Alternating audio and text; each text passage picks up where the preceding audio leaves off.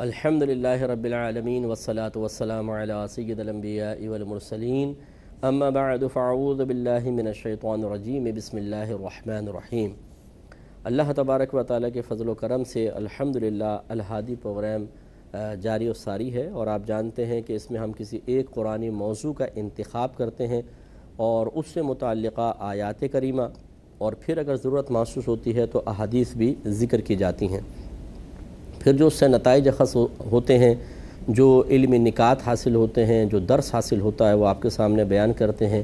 پھر اگر کہیں احتساب کی ضرورت ہوتی ہے تو ہم اپنا محاسبہ کرتے ہیں، اور پھر عمل کی ترغیب ہوتی ہے یا کسی گناہ کو چھوڑنے کے بارے میں ذکر کیا جاتا ہے اور اس پہ استقامت کے طریقہ بھی بیان ہوتا ہے۔ تو اس لحاظ سے یہ ایک اچھا پروگرام ہے کہ جب آپ کسی ایک موضوع کے متعلق تفصیل سے سنتے ہیں تو پھر ہمیں سوچنے سمجھنے کی اچھی صلاحیت بیدار ہو جاتی ہے۔ کسی ایک موضوع کے مختلف پہلوؤں پر ہم اچھی طریقے سے پہلوؤں کی معرفت حاصل کر لیتے ہیں، اور اپنے آپ کو اچھائی کے قریب اور برائی سے دور کرنے میں آسانی ہوتی ہے۔ تو مختلف موضوعات چلتے رہے۔ اب جو ہم جس موضوع پر کلام کر رہے تھے وہ نبی کریم صلی اللہ علیہ وسلم کی اطاعت اور فرما برداری تھی، اور اطاعت آپ جانتے ہیں کہ حکم کے جواب میں ہوتی ہے، تو اس لیے ضروری ہوا کہ نبی کریم صلی اللہ علیہ وسلم کی اگر کوئی شخص اطاعت کرنا چاہتا ہے تو آپ کے احکام کو بھی جانے، اسے پتہ ہو کہ نبی کریم صلی اللہ علیہ وسلم نے کیا کیا حکم ارشاد فرمایا ہے۔ تو اگر ہم احکام تلاش کرنے کی کوشش کریں تو واقعی ایسی ہزاروں حدیثیں ملیں گی جن میں کسی نہ کسی جہت سے نبی کریم صلی اللہ علیہ وسلم نے کسی کام کے کرنے کا حکم دیا، کہیں کسی کام سے رک جانے کی تلقین آپ کو نظر آئے گی۔ تو وہ سب کا بیان تو بہت ہی مشکل ہے، تو میں نے آپ کو پہلے ہی کہا تھا کہ کچھ ایسی چیزیں جو ہماری روزمرہ زندگی میں بار بار سامنے آتی ہیں ان پر ہم کلام کر لیتے ہیں۔ تو مختلف حدیثیں چل رہی تھیں۔ اب ایک اور حدیث پاک آپ کی خدمت میں عرض کرتا ہوں، بخاری و مسلم کی روایت ہے۔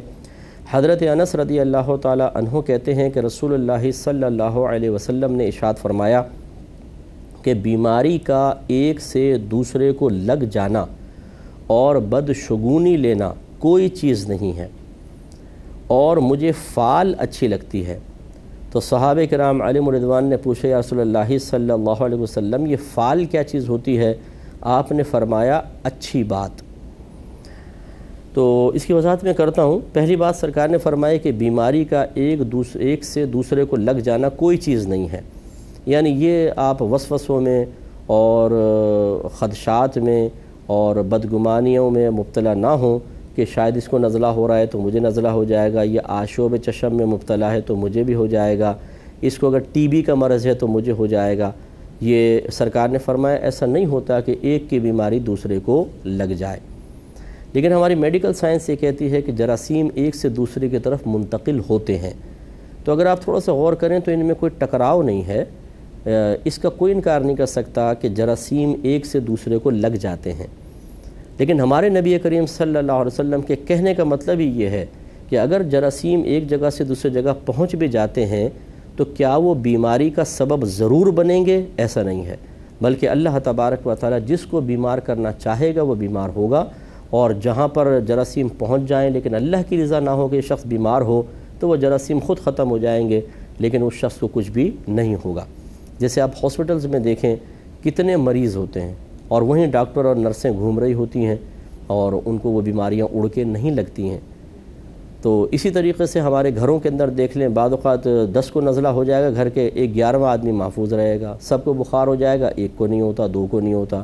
آشوب چشم کی بیماری چلتی ہے، 2-3 کو گھر والوں کو ہو جائے گی، 3-4 محفوظ بھی رہیں گے۔ تو اس لیے یہ ضروری نہیں ہے کہ اگر ایک کو بیماری پہنچی اور بالفرض اگر میڈیکل سائنس آپ کو یہ کہے کہ بھئی یہ جراثیم اڑ کے دوسرے تک پہنچ جاتے ہیں، میڈیکل سائنس تو یہ کہتی ہے جی بیماری اڑ کے لگ جاتی ہے احتیاط کریں، لیکن حقیقتاً اگر بیماری اڑ کے لگتی تو ایک اگر بیمار ہوتا جس میں جراثیم دوسرے تک پہنچتے ہیں تو پھر دوسرے کو بیمار لازمی طور پہ ہونا چاہیے تھا۔ ہم سائنس سے پوچھتے ہیں کہ پھر دوسرا بیمار کیوں نہیں ہوتا؟ اس کا مطلب یہ ہے کہ نتیجہ دونوں کا ایک ہی ہے، کہ سائنس بھی یہ کہتی ہے کہ جراثیم توڑ کے پہنچ جاتے ہیں، احتیاط کریں، بہت اچھی بات ہے، لیکن اگر پہنچ بھی گئے تو ضروری نہیں کہ وہ شخص بیمار ہو جائے۔ یہی میرے آقا صلی اللہ علیہ وسلم سمجھانا چاہ رہے ہیں کہ بیماری ایک سے دوسرے کو نہیں لگتی، یعنی مطلب یہ ہے کہ ضروری نہیں ہے کہ اگر ایک بیمار ہے دوسرا ضرور بیمار ہوگا۔ ایک دفعہ ایک اعرابی تھے، وہ اپنے اونٹوں کو بعض اونٹوں سے علیحدہ کرنے لگے تو نبی کریم صلی اللہ علیہ وسلم کی نگاہ پڑ گئی، آپ نے فرمایا ایسا کیوں کر رہے ہو؟ عرض کیا رسول اللہ صلی اللہ علیہ وسلم یہ اونٹ خارش زدہ ہیں، تو میں اپنے اونٹوں کو ہٹا رہا ہوں کہ کہیں ان کو بھی خارش نہ لگ جائے۔ تو میرے آقا صلی اللہ علیہ وسلم نے فرمایا ذرا یہ بتاؤ ان پہلے اونٹوں کو خارش کس نے دی ہے؟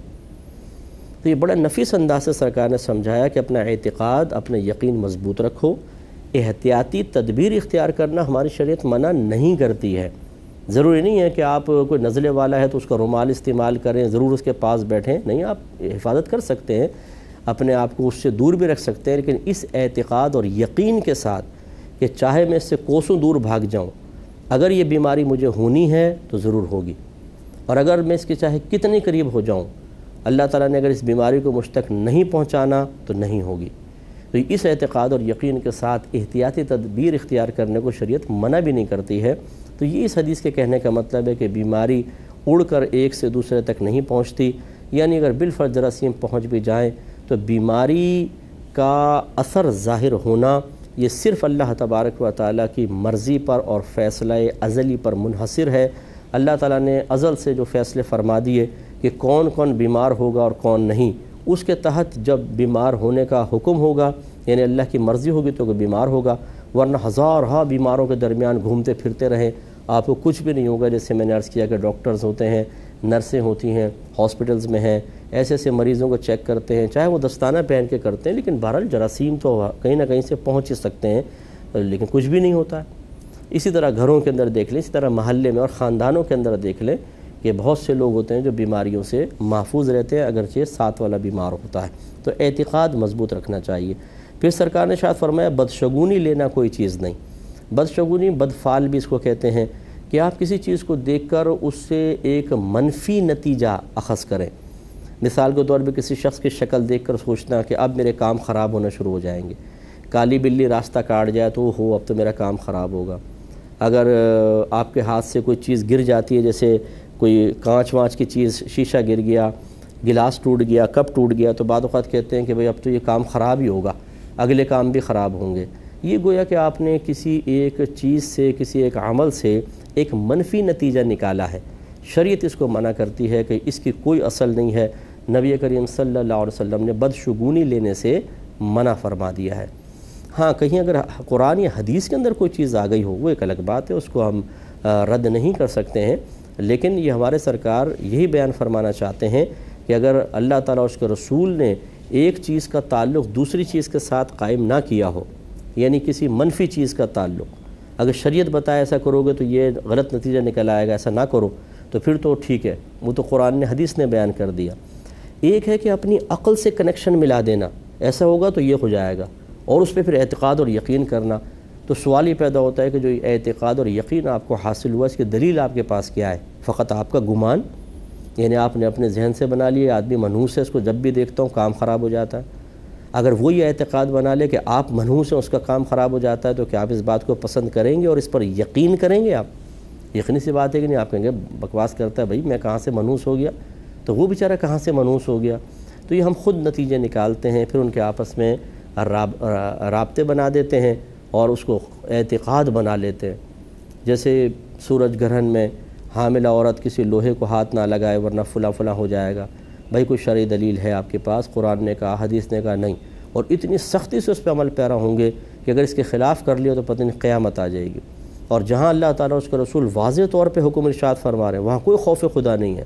نماز قضا کرنا گناہ کبیرہ ہے، ایسا شخص قبر میں جائے گا، اس کی پسلیاں قبر کی دیواریں ملیں گی، اس کی پسلیاں ٹوٹ جائیں گی، میدان معاشر میں ذلیل ہوگا، رسوا ہوگا۔ جس نے ایک نماز جان بوجھ کے قضا کی، اللہ تعالیٰ اس کا نام جہنم کے دروازے پہ لکھ دے گا۔ ہوتا ہے ہمارے دل پہ اثر؟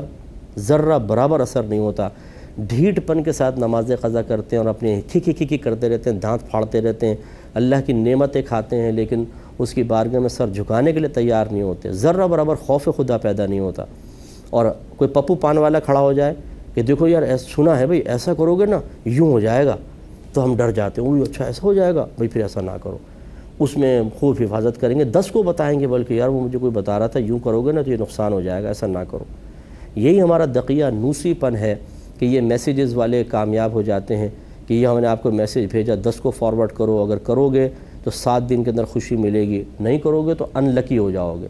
یہ لکی آدمی شروع ہو جاتا ہے فوراً کہ میں ان لکی ہو جاؤں گا. ارے بھائی کوئی کس نے یہ بیان کیا ہے, کون ہے بھیجنے والا, کچھ پتہ نہیں.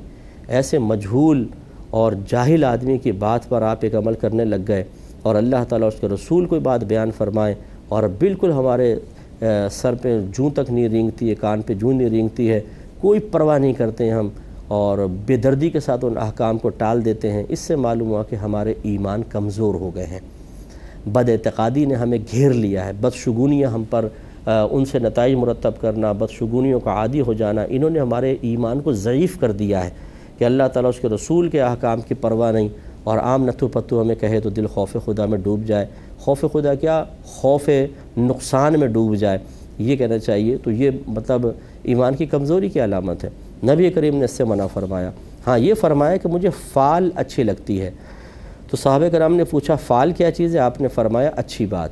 یعنی اگر تم کوئی اچھی بات سنتے ہو اس سے ایک نتیجہ مرتب کر لیتے ہو, کوئی اچھی چیز دیکھتے ہو اس سے ایک نتیجہ مرتب کر لیتے ہو, اور وہ نتیجہ مثبت ہے, اچھا ہے, تو پھر کوئی حرج نہیں. مثال کے طور پر آپ نے کسی نیک آدمی کو صبح صبح دیکھ لیا. اب آپ نے دل میں سوچا میں نے نیک کی زیارت کی ہے, آج کا دن میرا اچھا گزرے گا. اب اس میں بھی کوئی قرآن و حدیث کے واضح حکم تو نہیں ملے گا کہ کسی کہ صبح صبح نیک آدمی کو دیکھ لو دن اچھا گزرے گا. لیکن ہمارے آقا صلی اللہ علیہ وسلم نے اس کی اجازت مرحمت فرمائی ہے کہ آپ اچھی چیز سے کوئی اچھا نتیجہ مرتب کر سکتے ہیں, اس میں کوئی حرج نہیں, لیکن منفی نتیجہ مرتب نہ کریں, وہ غلط ہوگا. تو لہٰذا اگر آپ نے کسی سے پوچھا آپ کا نام کیا ہے, اس نے کہا محمد اسلم, تو آپ نے کہا جی اسلم, تو اسلم سلامتی سے نکلا ہے, سین لام میم سلامتی والا مادہ ہے اس میں, تو اس کا مطلب ہے مجھے کوئی نہ کوئی سلامتی پہنچے گی. اگر آپ نے یہ نتیجہ مرتب کیا کوئی حرج نہیں ہے. تو اس طرح اچھے نتائج مرتب کر سکتے ہیں. مثال کے طور پر یہ گھر, اس گھر کے برابر میں کون رہتا ہے؟ تو کہا جی وہ فلاں عالم صاحب رہتے ہیں, کوئی مفتی صاحب رہتے ہیں. تو آپ نے کہا اگر میں اس گھر میں رہوں گا تو ضرور اللہ مجھے برکات سے نوازے گا. یہ آپ نے ایک اچھا نتیجہ قائم کیا, ایک اچھی فال لی ہے, اس میں کوئی حرج نہیں ہے, کر سکتے ہیں. لیکن ہمارے ہاں جو فال نکالنے کا ایک اور تصور ہے کہ جی آپ نے کوئی کام کرنا ہے, یہ میرے حق میں بہتر ہے کہ نہیں, تو قرآن کو یوں کھولیں, پھر یوں اس میں انگلیاں چلائیں, پھر رک جائیں, پھر دیکھیں جو بھی لفظ لکھا ہو اس سے کوئی نتیجہ مرتب کرنے کی کوشش کریں. اگر ذہن میں یس آئے تو کر گزرے, نو آئے تو بھئی نہیں کرنا. یہ فال نکالنا, اس طرح کی فال کا بھی کوئی شرعی تصور نہیں, کیونکہ اس میں آپ نیک شگون نہیں لے رہے بلکہ اس میں بدشگونی میں بھی آپ مبتلا ہوتے ہیں. کہ مثال کے طور پہ آپ نے دیکھا انگلی آئی, آپ نے دیکھا تو لکھا تھا فرعون, آپ نے فرعون پہ انگلی آ گئی, فرعون تو بڑا بدبخت ہے, اس کا مطلب ہے کہ میں اگر یہ کام کروں گا تو نتیجہ خراب نکلے گا. تو یہ اس طرح کی فالیں نکالنے بھی منع ہے, یہ ایسے نتائج مرتب نہیں کرنے چاہیے. ہاں چیزوں سے آپ نتیجہ خاص کر سکتے ہیں, بس وہی جیسے نبی کریم نے اجازت دی, اچھا نتیجہ, منفی نتیجہ نہیں نکالیں گے. ایک اور روایت دیکھیں, حضرت ابن عمر رضی اللہ تعالیٰ عنہ سے مروی ہے کہ رسول اللہ صلی اللہ علیہ وسلم نے ارشاد فرمایا, بیماری کا ایک سے دوسرے کو لگ جانا اور بدشگونی لینا کوئی چیز نہیں ہے, یعنی ان کا کوئی اعتبار نہیں ہے. اگر نحوست کسی چیز میں ہوتی تو گھر, عورت اور گھوڑے میں ہوتی. یہ بخاری مسلم کی روایت. یہ دیکھیں اگر کے لفظ کے ساتھ کہ اگر بالفرض کہ نحوست کا کوئی تصور ہوتا تو عورت میں ہوتا, اور عورت میں نحوست کا تصور یہ کہ عورت کا برا ہونا, بد مزاج ہونا, اور بری عادات کی حامل ہونا, بے حیائی کرنے والی ہونا, اس سے ایک منفی اثر گھر میں مرتب ہوگا. مثلا اگر آپ نے ایک عورت کو دیکھا, وہ بہت یعنی ابھی کنواری بچی ہے لیکن غصہ بات پہ کرتی ہے, چیز اٹھا کے مارتی ہے, ماں سے بدتمیزی, باپ سے بدتمیزی, بڑے بھائی بہنوں سے بدتمیزی, غیبتیں کر رہی ہے, چغلیاں کر رہی ہے, بے پردہ باہر نکل جاتی ہے, نامحرموں سے ہنس کے گفتگو کرتی ہے. اب آپ نے اس سے ایک نتیجہ نکالا کہ اگر یہ ہمارے گھر میں مثلا بہو بن کر آ جائے تو یہ تو گھر میں بڑے نحوست پھیل جائے گی, کہ سارے گھر میں لڑائی جھگڑا, فتنہ فساد, اختلاف رائے ہوگا, پھر جو بچے پیدا ہوں گے ان کی صحیح تربیت نہیں ہوگی, تو بھئی ہمیں ان سے دور رہنا چاہیے. یہ بھی آپ نے دیکھیں کہ دیکھ کر ایک نتیجہ مرتب کیا, اور منفی نتیجہ ہی ہے, لیکن اس میں کوئی حرج نہیں ہے, کیونکہ یہ تو ایک شخص کی عادات و اطوار سے پہنچنے والے خطرات, اور اس پر ایک یعنی گویا کہ اس طرح کے ہزارہ نمونے آپ کے سامنے موجود ہیں, اس لیے آپ یہ نتیجہ مرتب کر رہے ہیں. تو یہ اس طرح کو, اب اس کو آپ یہ نام دے دیں بھئی اس عورت کی ایک نحوست ہے, اگر گھر میں لے آئے تو نحوست ہوگی, تو یوں تو ہو سکتا ہے. لیکن یہ نہیں ہے کہ اگر کوئی بچی گھر میں آتی ہے اور آپ کہیں کہ جیسے گھر میں آئے اور کاروبار میں کچھ نقصان ہوا تو آپ نے کہا جب سے گھر میں آئیے نا تو نحوست ہو گئی ہمارے گھر میں، کاروبار ٹھپ ہو گیا. یہ غلط تصور ہے. کسی بچی کے جو اچھی بچی ہے اس نے خالی گھر میں آ جانا، بہو بن کر آنا، اس سے کون سی کسی کو اس کے جسم میں نحوست ہے؟ یہ کیا ہے؟ اور یہ کیوں نہیں کہتے کہ آپ سب میں وہ بابرکت تھی، آپ میں نحوست ہے، اس کی وجہ سے کاروبار ایسا ہوا؟ تو اب کیا جواب ہوگا؟ اب آپ کہیں نہیں ہماری نحوست تو نہیں ہے. بھئی کیوں نہیں ہے؟ اس کی کیسے ہے؟ اس پہ کیا شرعی دلیل ہے؟ کیا ایسا عادتاً ہوتا ہے معاشرے کے اندر کہ جب بھی کوئی بہو آتی ہے تو ایسا ہوتا ہے؟ نہیں. تو پھر آپ یہ نتیجہ مرتب نہیں کر سکتے. ہاں جو میں نے پہلی مثال دی، کوئی چیختی چلاتی ہے، غصے کا اظہار کرتی ہے، بے حیائی زیادہ کرتی ہے، تو اس کی تو سینکڑوں مثالیں اور اس کے نتائج مرتب ہو رہے ہیں. اس سے تو آپ یہ کہہ سکتے ہیں. لیکن اس طرح ایک اچھی بچی نمازی ہے یا شریف بچی ہے، اچھی عادات کی حامل ہے، وہ بہو بن کر آئی اور آپ نے کہا جی یہ منحوس آ گئی گھر کے اندر، اس پر کوئی نظیر پیش کریں معاشرے کے اندر نہیں ملے گی اور مثال. تو اس لیے یہ جو نتیجے مرتب کرنا یہ غلط ہوں گے. اسی طرح گھوڑے میں نحوست ہوتی ہے، گھر میں ہوتی ہے. گھر کی نحوست یہ ہے کہ وہ تنگ گھر ہو، تاریک گھر ہو، اور اسی طرح اس میں ہوا آر پار نہ آتی ہو، یا محلے والے خراب قسم کے ہوں. تو اس سے ہم کہہ سکتے ہیں اس گھر کے اندر ایک ہم اس کو یوں نہیں، یعنی اگر ہوتی نحوست تو یہ اس طرح کے جو نتائج مرتب ہو رہے ہیں وہ ہم کہہ سکتے تھے یہ گھر کی وجہ سے ہے. لیکن یہ بھی ایسا نہیں ہے کہ کوئی آپ کسی گھر میں آئے تو بعض لوگ کہتے ہیں جی ہم اس گھر میں آئے نا جب سے کاروبار ڈاؤن ہونا شروع ہو گیا، تو بعض کہتے ہیں جی گھر بدل لو. تو اس سے کوئی فرق نہیں پڑتا ہے. کسی صحابی سے کبھی منقول نہیں ہے کہ ان کا کاروبار اوپر ہوا نیچے ہوا انہوں نے گھر بدلے ہوں. کوئی مسئلہ نہیں ہے. اللہ تعالیٰ ہی روزی دینے والا ہے. پھر بھی اگر آپ کا اعتقاد کمزور ہے تو بھائی دوسرے گھر میں چلے جائیں، کوئی مسئلہ نہیں ہے، ورنہ آپ خواہ اللہ سے بدگمان ہو جائیں گے. تو اس طرح کی کرنے کی کوئی حاجت نہیں. اس طرح گھوڑے کی نحوست اگر ہوتی سرکار فرماتے تو یہ ہوتی کہ وہ جنگ کے اندر اشاروں پہ نہ چلتا، لے جانا ادھر ہے اور پیچھے کو بھاگ جاتا. تو اس طرح کے گھوڑے یہ کہتے ہیں ہم گھوڑے کی نحوست ہے. لیکن حقیقتاً گھوڑے وغیرہ میں بھی کوئی کسی بھی چیز میں اللہ نے کوئی نحوست کا ایسا پہلو نہیں رکھا جو ہم اپنے ذہن کے اندر ایک تصور رکھے ہوئے ہیں. اس پہ ضرور غور کریں. انشاءاللہ اسی ضمن میں دیگر حدیثیں نیکسٹ پروگرام میں بیان کی جائیں گی. وآخر دعوانا ان الحمدللہ رب العالمین. میں بہک سکوں یہ مجال